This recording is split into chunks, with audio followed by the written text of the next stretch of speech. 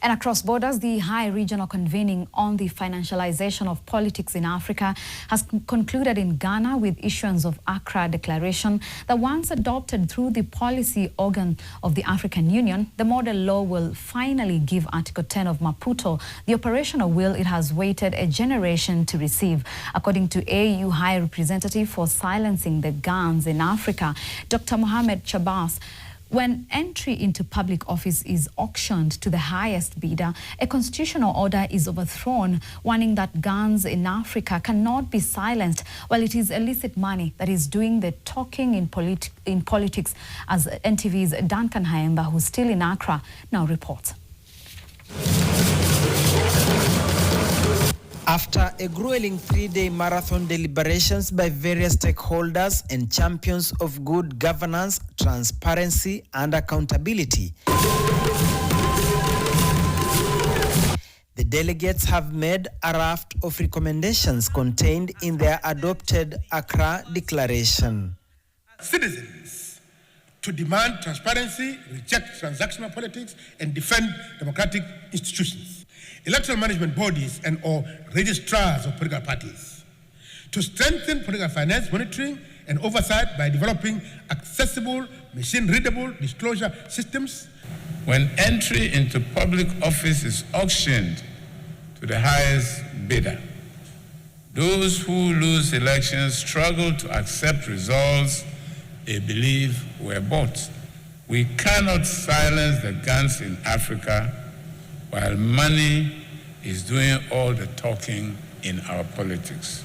Political finance reform is not a technical footnote to the peace and security agenda. According to African Union High Representative for Silencing of Guns in Africa, the most effective instrument of conflict prevention the African continent can build is a democracy its citizens still believe in. To governments and to parliaments, I appeal above all for courage. Nothing tests statesmanship more severely than legislating transparency into the very system that brought one to power.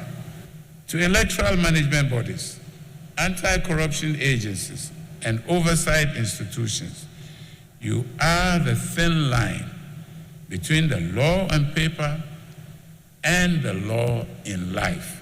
Private sector and financial institutions disclose all political contributions and sponsorships, adopt board-approved policies governing political engagement, refrain from financing designed to capture regulation, procurement, or appointments. So we must make a determination and make strong actions to deter elite capture and political capture of our processes because of the unregulated use of money.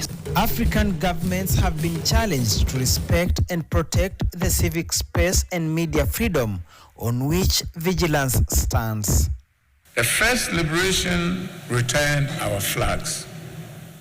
The second must return our institutions to the voter, whose choice must count for more than any banknotes or sacks of rice or whatever. They say every movement has a moment. Time is not someday, time is now.